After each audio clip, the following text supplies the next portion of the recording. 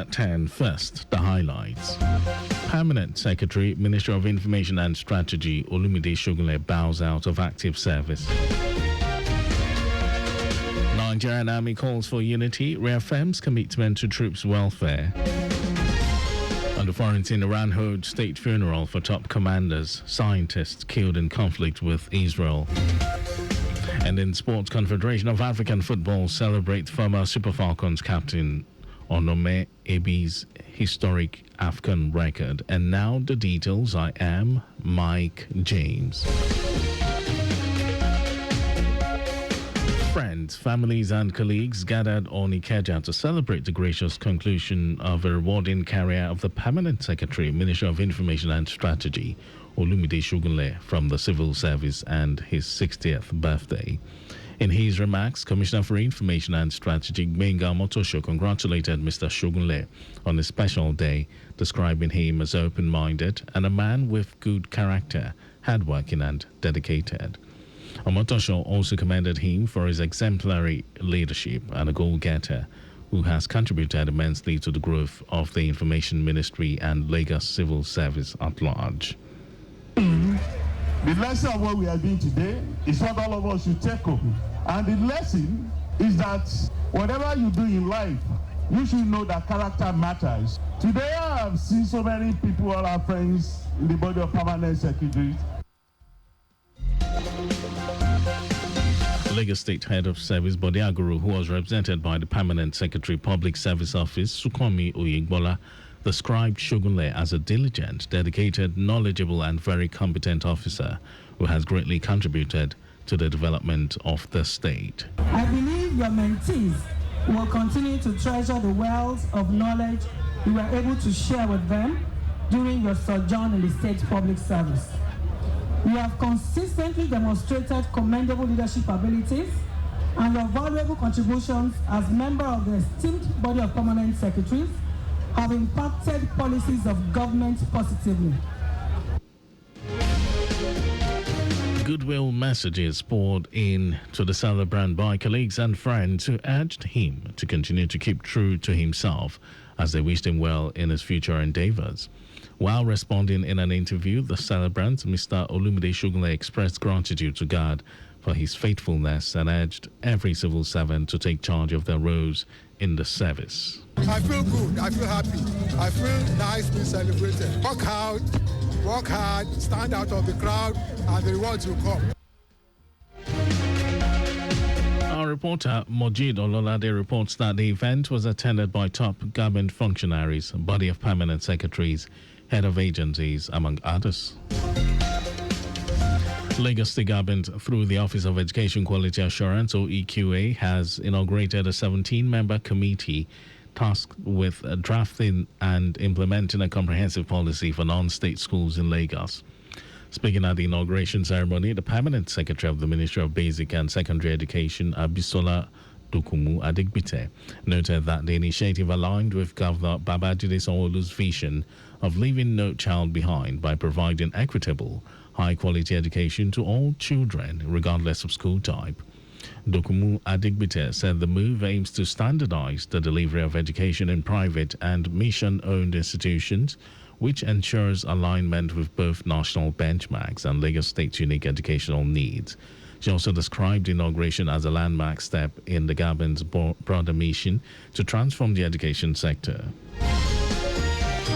And no fewer than 7,646 inmates have been released from correctional centers across the country between January 2022 and June 2025 as federal and state government intensify efforts to address chronic overcrowding in the custodial centers. Minister of Interior Olubunmi Tunjiojo stated that the initiative helped the government save about 1 billion naira in feeding expenses for inmates. Tunjiojo said the release, which were carried out by state and federal authorities, chief judges and non-governmental organizations, reflect a growing trend in decongestion initiatives. According to him, a total of 418 inmates have been freed as of mid-2025. Spokesperson for the Nigeria Correctional Service, Abubakar Umar, said the federal government is working on expanding infrastructure to modernize and relieve pressure on existing correctional facilities. He noted that construction is ongoing for 2 new custodial centers, each with a capacity of 6,000 inmates, located in Rivers State and the Federal Capital Territory. And now to the rest of the stories.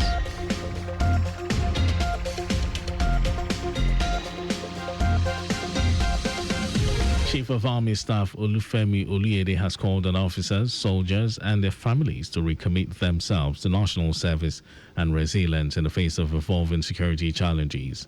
Oluyede emphasized the need for unity among personnel in the service's quest to ensure lasting peace in the country. He said this in Abuja as part of activities marking the Nigerian Army's 162nd anniversary. Oluyede stressed the strategic importance of placing soldiers' welfare at the heart of the Army's transformation drive. He noted that the soldier-first philosophy aligns with broader defense strategies and the country's evolving security architecture, emphasizing personnel well-being as the bedrock of high-performing force. House of Representatives Public Accounts Committee has directed the Central Bank of Nigeria (CBN) to remit a sum of 3.64 trillion naira to the federal government within 14 days. The amount, according to the committee, represents 70% of an outstanding 5.2 trillion naira in unpaid operating surplus for the period spanning 2016 to 2022. The decision was taken following the appearance of the Apex Bank team led by Deputy Governor of Operations Directorate Bala Bello and the Minister of Finance Wale Edun before a joint committee of PAC and Public Assets on Wednesday.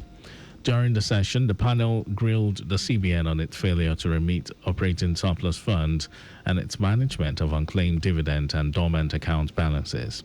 In a letter addressed to the CBN Governor, Yemi Kadusu, signed by the chairman of the Public Accounts and Public Assets Committees, Bamidele Salam and Ademorin Aliu, alleged that the bank is withholding 5.2 trillion naira due to federal government. And in some foreign news, a state funeral is underway in Iran for nearly 60 people, including senior military commanders and nuclear scientists who were killed during the recent 12-day conflict with Israel. Large crowds gathered near Anglab Square in central Tehran, where coffins wrapped in Iranian flags and portraits of the deceased were displayed. The mourners, many dressed in black, chanted slogans, waved flags, and paid tribute to those they call martyrs.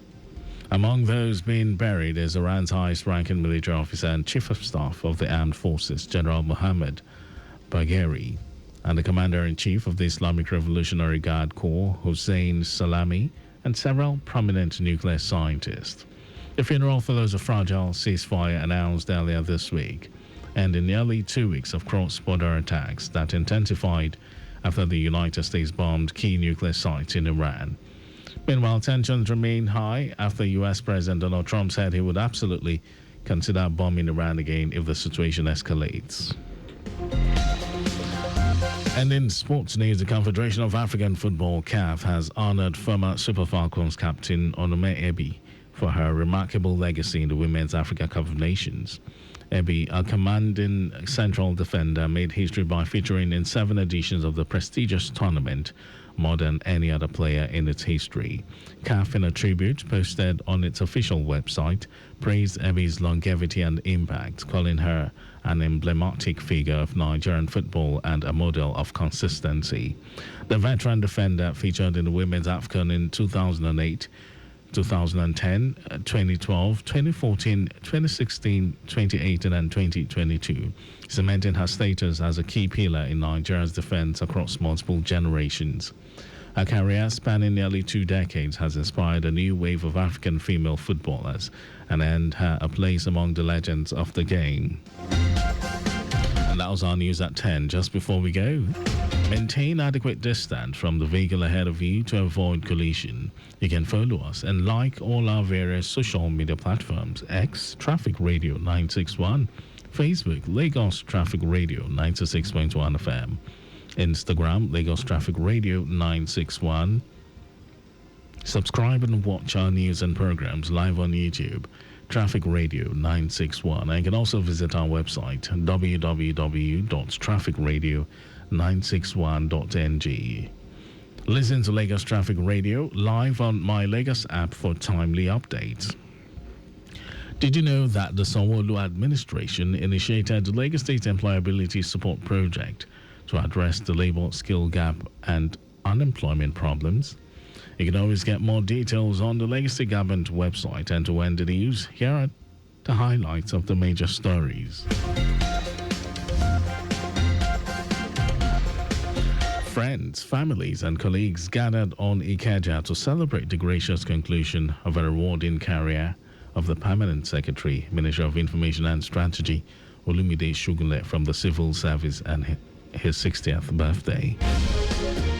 Chief of Army Staff Olufemi Oluyede has called on officers, soldiers, and their families to recommit themselves to national service and resilience in the face of evolving security challenges. We also told you that a state funeral is underway in Iran for nearly 60 people, including senior military commanders and nuclear scientists, who were killed during the recent 12-day conflict with Israel. In sports, the Confederation of African Football (CAF) has honored former Super Falcons captain Onome Ebi for her remarkable legacy in the Women's Africa Cup of Nations. And for contact with the newsroom, send a message to info@trafficradio961.ng. That ends the news broadcast. It was compiled by Zainab Adebeshi. Thank you for listening, Lagos. My name is Mike James. Good morning.